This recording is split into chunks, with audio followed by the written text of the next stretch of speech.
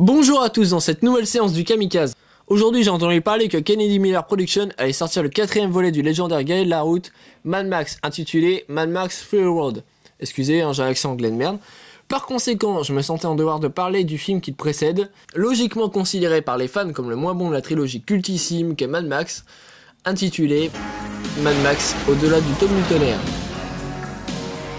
Bon, avant de lancer le review, il est quand même bon de situer le film dans la saga. En 1979, apparaît sur les écrans un des films les plus charismatiques du genre post-apocalyptique, le très nihiliste Mad Max. Dans un monde où la société est devenue sans repère suite à une guerre, un flic hors pair du nom de Max Rokatansky, bon il fallait trouver le nom, fait régner la loi d'une main de fer sur des routes dangereuses comme la fameuse route de la haute fatalité ou la route de l'anarchie. Bon avec les dons, ça donne pas trop envie de les emprunter. Malheureusement, il fait face à ça.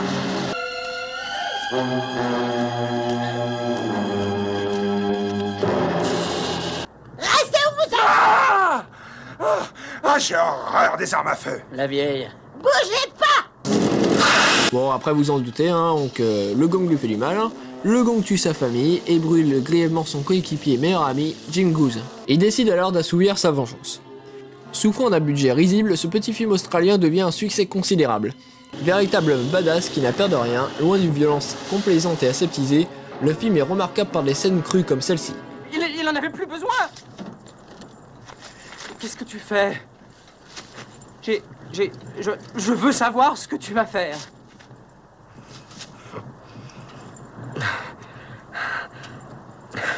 La chaîne des menottes est en acier trempé. Il te faudrait 10 minutes pour l'acier avec ça. Ou bien, avec un peu de chance, tu dois pouvoir te trancher la cheville en 5 minutes. Mais t'es malade! Tu crois que je suis givré? Ah! Me fais pas ça à moi! T'as pas le droit de me faire ça! Il faut dire que le film fut réalisé par George Miller, un futur habitué à des films hyper agressifs, tels que Babe ou Happy Feet. Ouais bon, on oublie, hein, c'est un autre genre. Le succès considérable du film lance la carrière du jeune Mel Gibson et permet le tournage d'un deuxième opus.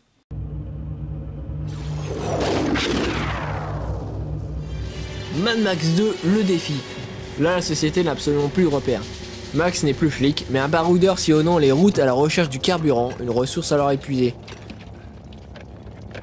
Comme à son habitude, hein, il cherche des poux à un méchant gang et c'est reparti pour la baston. Le film pose définitivement les bases d'un bon film post-apocalyptique. C'est-à-dire des gens qui se disent que, vu qu'ils vivent dans un monde merdique, autant se laisser aller sur la façon de se fringuer ou de se coiffer. Les gros méchants sont des loupards à la sexualité très débordante, tout le monde se sent obligé de se vêtir en cuir et en latex, harnais de cuir inclus, et les coiffeurs deviennent très prospères grâce à la recrudescence des teintures bleues et des crêtes d'Iroquois. Bon alors après voilà, on tombe nez à nez avec des looks Cro-Magnon ou des tenues type catcheur sadomaso, à l'instar du chef du gang, le seigneur Humungus. La Légion Humungus vous salue! Le seigneur Humungus, le prince de la paix et de la guerre, le grand ayatollah des plaines et des montagnes vous parle! Cuir moustache. Cuir moustache. Cuir moustache. Cuir moustache. Cuir moustache. Cuir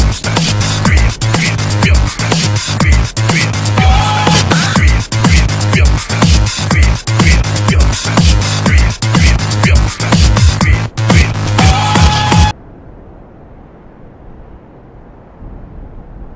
Voilà, ça c'est de la crédibilité post-apo.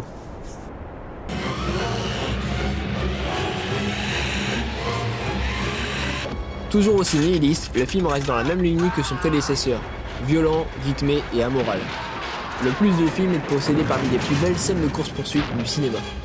Les deux films vont devenir des références pour le pire ou pour le meilleur. Pour le meilleur en inspirant des jeux vidéo tels que Fallout,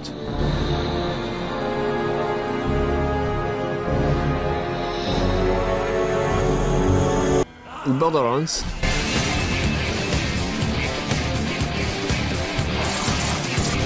et pour le pire en donnant envie à plein de producteurs de série B avides du succès des Mad Max de financer plein de nanars indigestes sur le thème du post-apo, comme Cyborg, avec l'inoxydable Jean-Claude Van Damme. First there was the collapse of civilization. Anarchy, genocide, starvation.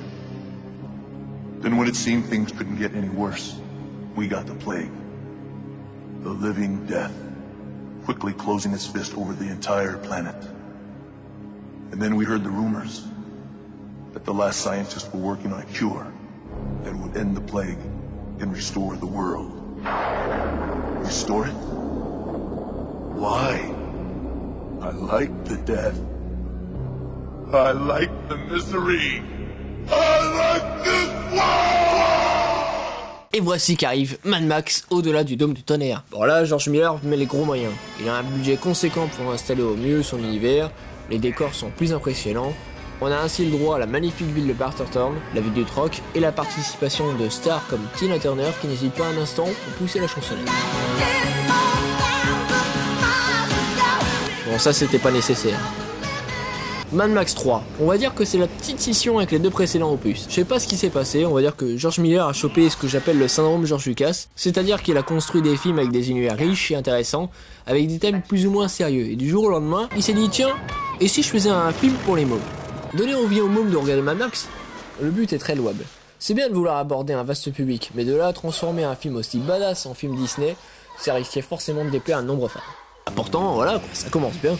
On trouve tout ce qui fait un bon Mad Max. C'est vrai que les 80s sont passés par là, et que l'ensemble a mal vieilli. Mais la musique un peu cheap et les looks survivalistes et tenues de cuir sexy gay.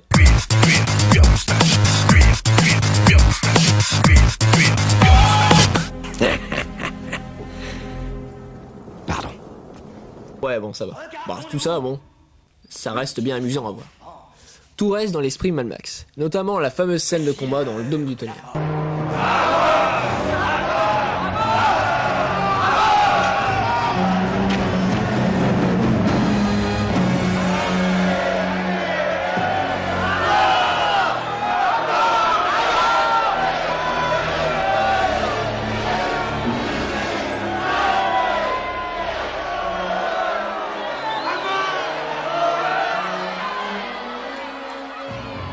Tu connais la loi!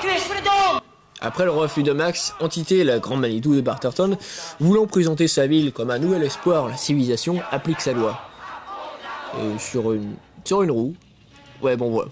La notion d'humanité, hein, ça reste à revoir. Il est donc banni. Alors qu'il passe un cheveu de la mort, il est secouru par un peuple d'enfants perdus qui voit en Max leur élu, le capitaine Walker. Les mômes sont une bande d'illuminés idolâtrant des produits tels que Sony, les vinyles, les peluches Bugs Bunny, bref, le rêve de toute grande société capitaliste, même si ça ressemble déjà à la jeunesse actuelle.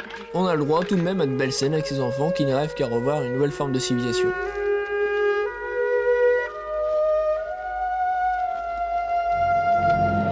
Tu te rappelles ça? La terre du post-futur. Tu te rappelles ça? La rivière de lumière. Tu te rappelles ça? Le radeau du ciel. Tu te rappelles ça? Capitaine Walker. Tu te rappelles ça? Madame Walker. On a beaucoup reproché l'infantilisation de Mad Max avec cet opus, mais ce n'est qu'à partir de la poursuite finale que ça devient du gros n'importe quoi. On a le droit à du gros Disney. Les bruitages cartoonesques, des méchants qui font du cabotinage,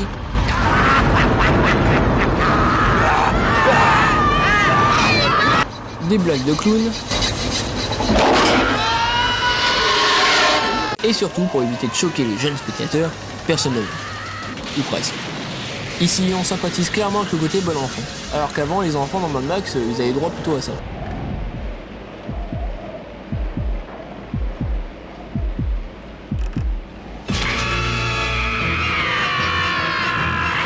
On a beau ne pas aimer, mais à l'instar d'un George Lucas avec son retour du Jedi, on peut pas reprocher à George Miller de fermer la boucle avec un final plus optimiste. Jusqu'ici, les fins de Mad Max étaient comme des condamnations. La violence demeurera et Max restera un être instable. Le Dôme du Tonnerre, en passant par l'infantilisation des personnages, a pour message un possible retour à la rédemption et à la paix. L'happy end final, qui se résume à un voyage vers un monde meilleur, arrive pour achever une fois pour toutes le désespoir des deux premiers volets. C'était pas la meilleure option, mais c'en est une. Bon, il y a certes des passages très clichésques, mais l'ensemble est vraiment acceptable et par des passages cultes à sa place dans la saga. De toute façon, on peut pas encore dire si c'est le pire de la saga, puisque George Miller réalise actuellement le nouveau Mad Max sans Mel Gibson, mais avec Tom Hardy, alias Bane. Je demande à voir. Bon, avant de vous quitter, pour vous donner quelques conseils, si vous aimez le post-apocalyptique, je vous conseille un autre très bon film, Six String Samurai. Un film très inventif qui a été fait avec 2 francs mais avec beaucoup de talent, sur des thèmes très amusants, et puis bon bah voilà, c'est l'occasion de voir un sosie de Buddy Holly affronter l'Armée Rouge.